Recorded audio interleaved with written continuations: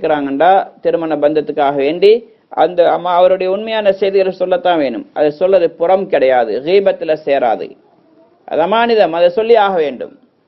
இன்றைக்கு அதுக்கு மாற்றமாக நடக்குது.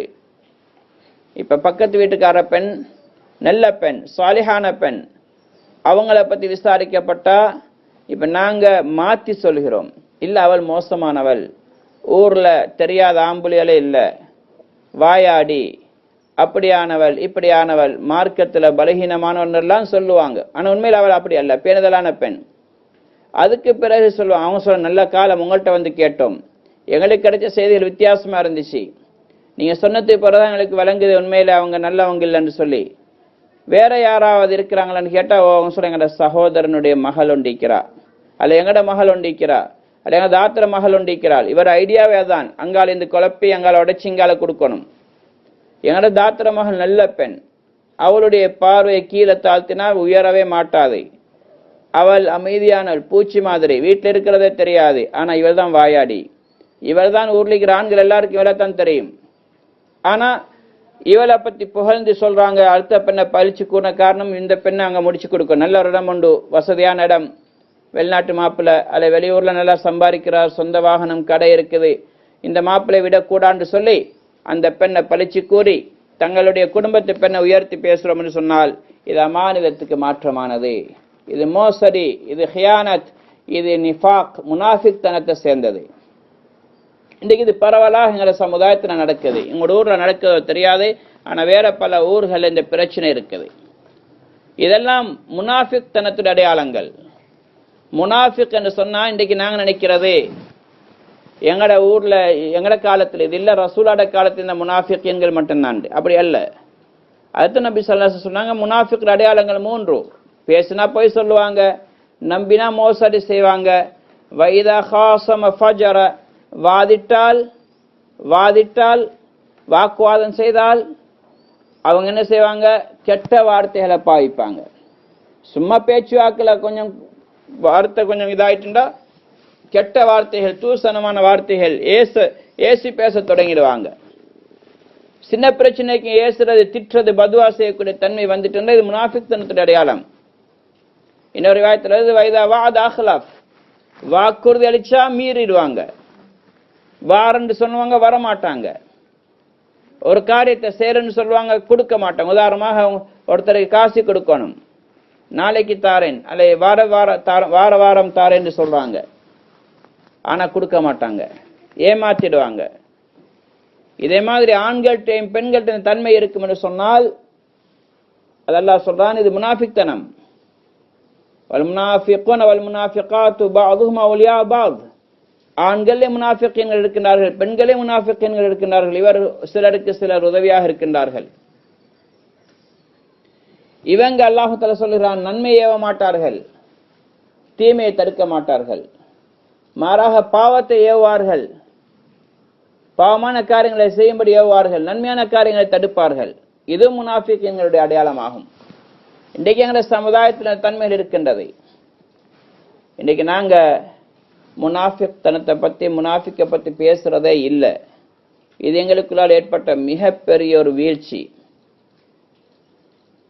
இப்னு முலைக்கா ரஹ்மத்துல்லாஹி அலைஹி அவங்க சொல்றாங்க, நான் 30 சஹாபாக்களை நான் சந்திச்சேன். லகீத்து 30 மின ஸஹாபா குல்லுஹும் யகாஃபூன நிஃபாக், அவங்க எல்லாரும் முனாஃபிக் தனத்தை பயந்து கொண்டிருந்தார்கள். சஹாபாக்கள் ரசூலுல்லாஹ் கண்டவங்க, நான் முனாஃபிகா தெரியா என்று பயந்தார்கள். ஹஜ்ரத் உமர் இப்னு கத்தாப் ரலியல்லாஹு தஆலா அன்ஹு சொர்க்கத்தை கொண்டு நன்மாராயன் சொல்லப்பட்ட 2வது சஹாபி, ஹஜ்ரத் அபூபக்கருக்கு அடுத்த 2வது அந்தஸ்துள்ளவங்க, எனக்கு பிறகு நபி இல்ல, நபி வாரனா உமராக இருப்பாங்க என்று சொன்னாங்க நபி ஸல்லல்லாஹு அலைஹி வஸல்லம். வலிகுல்லி நபி முஹத்தஸ் வ முஹத்தஸ் ஹாதில் உம்ம உமர், ஒவ்வொரு உம்மத்துக்கும் ஒரு முஹத்தஸ் ஒன்று இருந்தார். முஹத்தஸ் அவருடைய நாவின் மூலமாக மலக்குகள் பேசினார்கள். என்னுடைய உம்மத்துடைய முஹத்தஸ் உமர் என்று சொன்னார்கள். அந்த அளவுக்கு உயர்ந்த அந்தஸ்துள்ளவங்க. அவங்களுடைய கருத்து பிரகாரம், அவங்க சொன்ன வார்த்தைகள் பிரகாரம் கிட்டத்தட்ட 24 அல்லது 25 குர்ஆனுடைய ஆயத்துக்கள் இறங்கிச்சது. பர்தாவுடைய ஆயத்து அவங்க சம்பந்தமா இறங்கிச்சது, முனாஃபிகீன்கள் யாராவது மௌத்தாகினா அவங்களுடைய கபரடிக்கு போகக்கூடாது, தொழிக்க கூடாதுன்னு சொன்னது ஹதரத் உமருடைய வார்த்தை. அதன் பிரகாரம் ஆயத்து இறங்கிச்சது.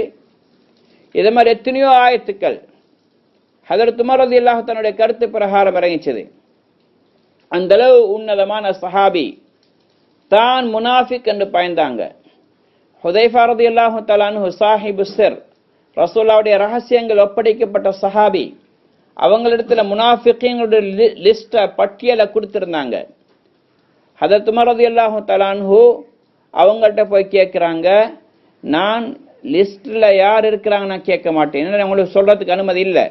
இருந்தாலும் நான் கேட்கிறேன், நபி ஸல்லல்லாஹு அலைஹி வஸல்லம் அவங்க என்னையும் முனாஃபிகீன்களுடைய பேர்ல சம்மானி ரசூலுல்லாஹி ஸல்லல்லாஹு அலைஹி வஸல்லம் மின்ஹும், என்னையும் முனாஃபிகீன்கள் ஒருவராக என்ன சொன்னாங்களான்னு கேட்டாங்க. அப்படின்னா அந்த லிஸ்ட்ல என்னுடைய பேரும் இருக்குதான்னு கேட்டாங்க. ஹுதைஃபா ரலியல்லாஹு அன்ஹு சொன்னாங்க, லா உஸக்கி பஅதக அஹதா, இல்ல இல்ல நீங்க அதில் இல்லை, உங்களுக்கு பிறகு நான் யாரையும் என்னட்டு கேட்டா நீங்க அதில் இல்லைன்னு சொல்ற அளவுக்கு இல்லைன்னு சொன்னாங்க. அந்த அளவுக்கு நிஃபாக் பரவி இருக்கின்ற அர்த்தத்தில் சொன்னாங்க. முனாஃபிகீன்கள் ஒன்று இருக்குது, அஸ்லான உண்மையான பெரிய முனாஃபிகீன்கள். அவங்க உள்ளத்துல குஃப்ரை சுமந்திருப்பார்கள், வெளியில ஈமான காட்டுவாங்க. இரண்டாவது, உள்ளத்திலையும் ஈமான் இருக்கு, வெளியிலும் இருக்கு, அந்த செயல்கள நிஃபாக்குடைய தன்மையில் இருக்கும். அதனால ஒரு மனிதர் துவா செஞ்சாங்க, அல்லாஹும்ம அஹ்லிக்கில் முனாஃபிகீன், யா அல்லாஹ் முனாஃபிகீன்களை அழிச்சிடுன்னு துவா செஞ்சாங்க. ஹுதைஃபா ரலியல்லாஹு அன்ஹு அங்க இருந்தாங்க. அவன் சொன்னான், சகோதரியா அஹி லா தது அலைஹிம், என்னுடைய சகோதரன் அவங்களுக்கு எதிராக இப்படி துவா செய்யாதீங்க. அப்படி நீங்க துவா செஞ்சீங்கன்னு சொன்னால் பாதையில் உங்களுக்கு மக்களை காணவே முடியாம போயிடும், மக்கள் அந்த அளவுக்கு அழிஞ்சிடுவாங்க. அப்படின்னா மக்களுடைய அந்த அளவுக்கு நிஃபாக் முனாஃபிக் தன மக்கள்கிட்ட இருக்குன்னு சொன்னாங்க. இது யார் சொல்றாங்க? சஹாபி. சஹாபாக்கள் முனாஃபிக் தனத்தை பயந்தாங்க. ஹன்தலா ரலியல்லாஹு தஆலா அன்ஹு நாஃபக ஹன்தலான்னு தன்னுடைய வீட்டை விட்டு வெளியே வராங்க. ஹன்தலா முனாஃபிக் ஆகிட்டார். ஹஸரத் அபூபக்கர் ரலியல்லாஹு அன்ஹு வராங்க. அவங்களுக்கு தெரியும் ஹன்தலா சிறந்த சஹாபி, இவர் எப்படி இந்த வார்த்தையை பாவிக்கிறார்? சொன்னாங்க, ஹன்தலா அப்படி அல்ல, எப்படி நீங்க முனாஃபிக் ஆவீங்க? சொல்றாங்க, நாங்க ரசூலுல்லாஹ்வுடைய மஜ்லிஸ்ல உட்கார்ந்து இருக்கிறோம், தாலீம்ல இருக்கிறோம், பயான்ல உட்காருகிறோம், இன்னைக்கு நாங்க முதாக்கரால உட்கார்றோம், இந்த நேரங்களில் ஈமான் கூடுது. சொன்னாங்க, ரசூலுல்லாஹ் இருக்கும் பொழுது சொர்க்கங்கட கண்ணுக்கு முன்னால இருக்கிற மாதிரி இருக்கு, நரகம் கண்ணுக்கு முன்னால,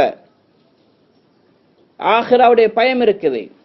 ஆனா வீடுகளுக்கு போனால் அங்க மனைவி மக்களோட கூடிக்குள்ளாகிறோம், பேசுறோம், சிரிக்கிறோம், அந்த தன்மை இல்லாமல் ஆகிறது. மறுமையிட கவலை சொர்க்கம் கண்ணுக்கு முன்னால் இல்ல, நரகம் கண்ணுக்கு முன்னால் இல்ல. இது முனாஃபிக் தனம் அல்லவான்னு சொன்னாங்க. ஹதரத் அபூபக்கர் ரலியல்லாஹு அன்ஹு சொன்னாங்க, என்னுடைய நிலைமை இதுதான், நானும் முனாஃபிக் ஆயிட்டேன்னு சொல்லிக்கொண்டு 2 பேரும் ரசூலுல்லாஹ் இடத்துல போனாங்க. நபி ஸல்லல்லாஹு அலைஹி வஸல்லம் கேட்டுட்டு சொன்னாங்க, இல்ல ஹன்தலா, சாஅத்தன் ஃபசாஅத்தன், சில நேரத்துல ஈமான் அப்படி இருக்கும், சில நேரத்துல ஈமான் இப்படி இருக்கும். அது இவங்க நிஃபாக் தனத்துக்கு போகல, ஈமான் இலக்கல்ல, அந்த தன்மை கொஞ்சம் குறைஞ்சிருக்கு, அவ்வளவுதான். அதை விட்டு போட்டு வேற குஃபருடைய ஷிர்க்குடைய முனாஃபிக் தனத்துடைய தன்மை வரல. ஆனா பயந்தாங்க.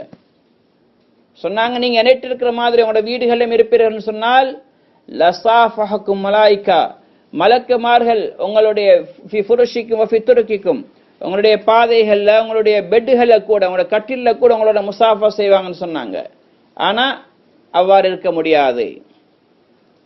ஆனா தாய்மார்களே, சகோதரர்களே, முனாஃபிக் தனத்தை விட்டு பயப்படுறது இது ஒவ்வொரு சஹாபாக்களுடைய தன்மையாக இருந்துச்சு. அதனால உலமாக்கள் எழுதுகின்றார்கள், இப்னு கைம் ஜௌஸி ரஹ்மத்துல்லாஹி போன்றவங்க, யாரு மகாஃபஹு இல்லா முஃமின் வமா அமினஹு இல்லா முனாஃபிக், என்னிடத்துல முனாஃபிக் தனம் இல்லை என்று யாரு அச்சம் தீர்ந்திருப்பாங்கன்னு சொன்னால், பயம் இல்லாம இருப்பாங்கன்னா அவன் முனாஃபிக்கா தான் இருப்பான். யாராவது என்னிட்ட முனாஃபிக் தனம் இல்லை அல்ல முனாஃபிக் தனம் இருக்குதோன்ற பயம் இல்லை என்று சொன்னால் இதுவே அடையாளம், முனாஃபிக் தனம் இருக்குன்னு அடையாளம். வமா காஃபஹு இல்லா முஃமின், யார் என்னிட்ட முனாஃபிக் தனம் இருக்குது என்று பயப்படுறாங்களோ, என்னிட்ட நயவஞ்சகத்தனம் இருக்குன்னு பயம் இருக்கோ, இது ஈமானுடைய அடையாளம்னு சொன்னாங்க. இப்ப நாங்க எங்களை கொஞ்சம் செக் பண்ணி பார்த்துக் கொள்ளணும். எங்கள்கிட்ட ஒரு நாளைக்கு ஒரு தடவையாவது என்னிட்ட முனாஃபிக் தனம் இருக்குதா என்ற பயம் உணர்வு வருதா? இல்ல. அதனால சொன்னாங்க, மூமின்கள் தன்னுடைய ஈமானுடைய விஷயத்துல பயந்து கொண்டே இருப்பார்கள், முனாஃபிக் தனம் இருக்குதோ தெரியாண்டு பயப்படுவார்கள். ஆனா முனாஃபிக்குகள் தன்னுடைய ஈமான் ஜிப்ரீல் மீகாயிலுடைய ஈமானுடைய அளவு இருக்கிற மாதிரி நினைச்சு கொண்டிருப்பாங்க.